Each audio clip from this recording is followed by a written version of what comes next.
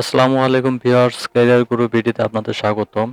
গত 12 জুন পল্লী সঞ্চয় ব্যাংক অনেক বড় একটা সার্কুলার দিয়েছে, সেটাই আজকে আমরা আলোচনা করব। তো আমরা সার্কুলারে ডিরেক্ট চলে যাই। দেখা যাচ্ছে যে এখানে দুটি পদে নিয়োগ দেওয়া হবে, একটি হলো অফিস সহায়ক আর একটি হলো নিরাপত্তা প্রহরী, এবং দুটি চাকুরি হলো 20 গ্রেডের। তো যেটা অফিস সহায়ক সেটার ক্ষেত্রে আপনি সারা বাংলাদেশের মানুষই অ্যাপ্লাই করতে পারবেন, তবে নিরাপত্তা প্রহরীর ক্ষেত্রে কিছু নির্দিষ্ট জেলার প্রার্থী ছাড়া আবেদন করা যাবে না। তো অফিস সহকারীর এটা গ্রেড হলো 20 এবং বেতন স্কেল হলো 8,250 থেকে 20,010 টাকা, এবং এটাতে পদসংখ্যা ফাঁকা আছে 492টা। অনেক বড় একটা সার্কুলার আপনারা দেখতেই পাচ্ছেন, এবং এটা অ্যাপ্লাই করতে হলে আপনার মিনিমাম এসএসসি পাস করতে হবে। ঠিক নিরাপত্তা প্রহরীর ক্ষেত্রেও প্রায় সেম।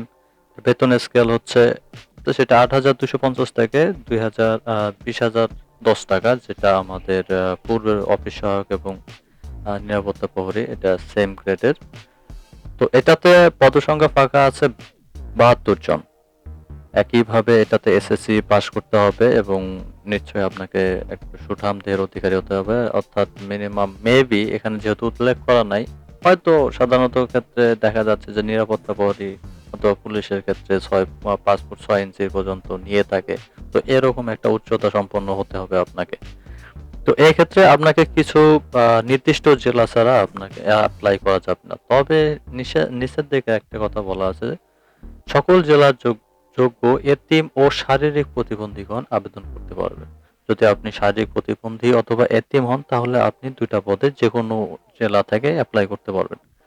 তো এখানে দেওয়াই আছে যে কারা কারা নিরাপত্তা প্রহরীতে অ্যাপ্লাই করতে পারবে।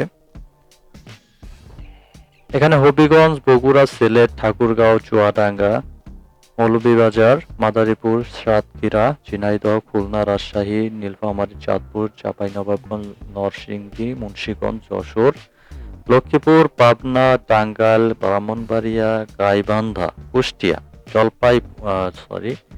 জামালপুর, সিরাজগঞ্জ, রংপুর, নোয়াখালী, নারায়ণগঞ্জ, ময়মনসিংহ, কুমিল্লা, গাজীপুর, চট্টগ্রাম এবং ঢাকা জেলা, এই কয়েকটি জেলার বাসিন্দারা আপনারা অ্যাপ্লাই করতে পারবেন।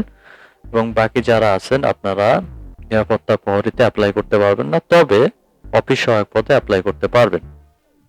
তো আপনারা আগামী 20 জুন থেকে সকাল 10টা থেকে 15 জুলাই বিকেল 5টা পর্যন্ত তাদের যে নির্দিষ্ট একটা ওয়েবসাইট আছে সেখানে গিয়ে আপনারা অ্যাপ্লাই করতে পারবেন। তো এখানে ওয়েবসাইটের লিংক দেওয়া আছে psb.teletalk.com.bd। এই ওয়েবসাইটে গিয়ে অনলাইন ফর্ম পূরণ করার মাধ্যমে আপনি অ্যাপ্লাই করতে পারবেন। আমি এটা আগামী 20 তারিখের আরেকটি ভিডিও করার মাধ্যমে এটি আমি দেখিয়ে দেব কিভাবে অ্যাপ্লাই করতে পারবেন।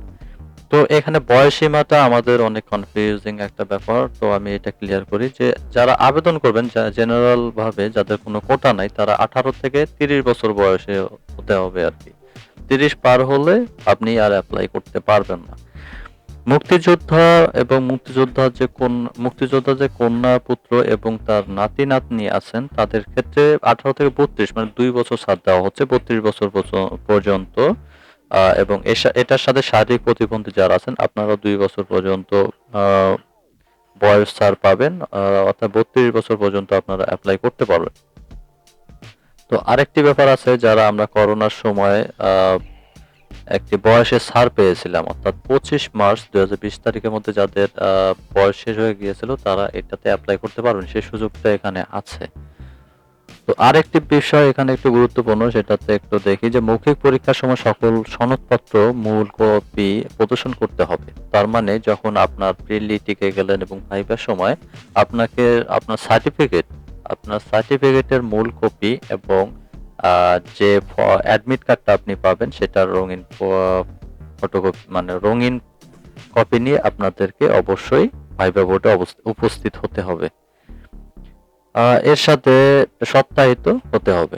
আরেকটি ব্যাপার হলো যে স্থায়ী ঠিকানা প্রমাণক হিসেবে স্থানীয় কর্তৃপক্ষের অর্থাৎ ইউনিয়ন পরিষদ, পৌরসভা, সিটি কর্পোরেশন সনদপত্র দাখিল করতে হবে। অর্থাৎ আপনি যে এলাকার বাসিন্দা সেই এলাকার একটি প্রমাণ স্বরূপ আপনি উপজেলা পরিষদ অথবা ইউনিয়ন পরিষদ অথবা সিটি কর্পোরেশন যেটাই বলেন না কেন, সেখানে গিয়ে আপনি একটা নির্দিষ্ট পরিমাণ অ্যামাউন্ট দিয়ে একটি সার্টিফিকেট আপনাকে নিতে হবে এবং সেটি সেখানে দাখিল করতে হবে। আরেকটি ব্যাপার হলো যে মুক্তিযোদ্ধার যে পুত্র কন্যা আছেন এবং মুক্তিযোদ্ধার যে নাতিনীরা আছেন তাদের ক্ষেত্রে, এবং শারীরিক প্রতিবন্ধী, এতিম, উপজাতি, আনসার ভিটিভি ইত্যাদি ক্ষেত্রে যদি আপনি কোটায় অ্যাপ্লাই করতে চান, সেই ক্ষেত্রে আপনার ভাইবা বোর্ডে নির্দিষ্ট যে সনদপত্র আপনারা যে এটা আপনারা বিলং করেন সেটা সনদপত্র অবশ্যই দেখাতে হবে। তো মোটামুটি এই ছিল আমাদের আজকের পল্লী সঞ্চয় ব্যাংকের নিয়োগ বিজ্ঞপ্তি। আমি 20 তারিখে এখনই অ্যাপ্লাই করা যাচ্ছে না, আমি 20 তারিখে আরেকটি ভিডিও করার মাধ্যমে এটা আমি দেখিয়ে দেবো যে কিভাবে আপনারা অ্যাপ্লাই করবেন। তো ভালো থাকবেন সবাই, খোদা হাফেজ।